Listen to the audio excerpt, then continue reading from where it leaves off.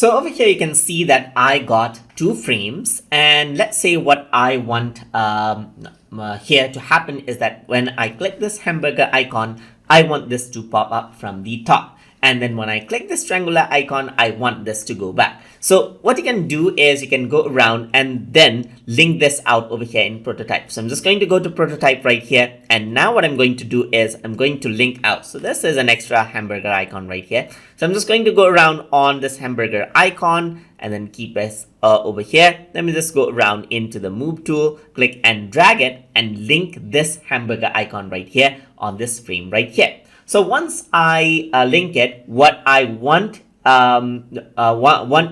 here to happen is on click. I don't want it to navigate, but I want it to open up overlay. So I'm going to click on open overlay, and what happens is that there you go, it goes on to the overlay option. So here the overlay area is going to be top center. So you can select out bottom left, top right, wherever you want. So in my case, I want this to be on the top center. So I'm just going to click on that, and over here I'm just going to go around over here, and you can see that you can close when clicking outside as well. So you can enable this out as well. And you can add in a background behind overlay as well. So I want this to move in from the top. So I want this to move in from the top. So I'm just going to select this. And let's say this is going to be around 600 milliseconds of animation. So I'm just going to type in 600. And as you can see, it'll pop up like this. So this is in and is out. So I'm just going to add in both of it, so the animation is much more smoother.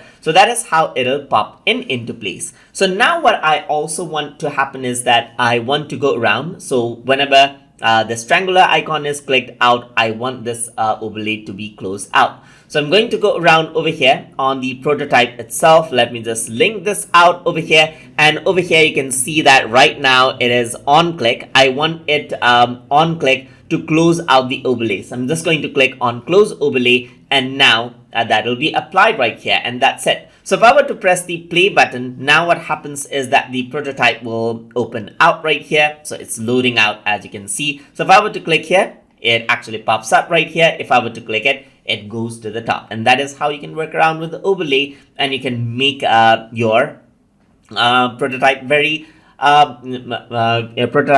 interactive. You can click right here. This is what you have. As you can see, you can click outside and it goes back as well. So that is how you can add in an overlay in your Figma design file. So hope you guys learned something as always. And as always, please like, comment, share, and subscribe.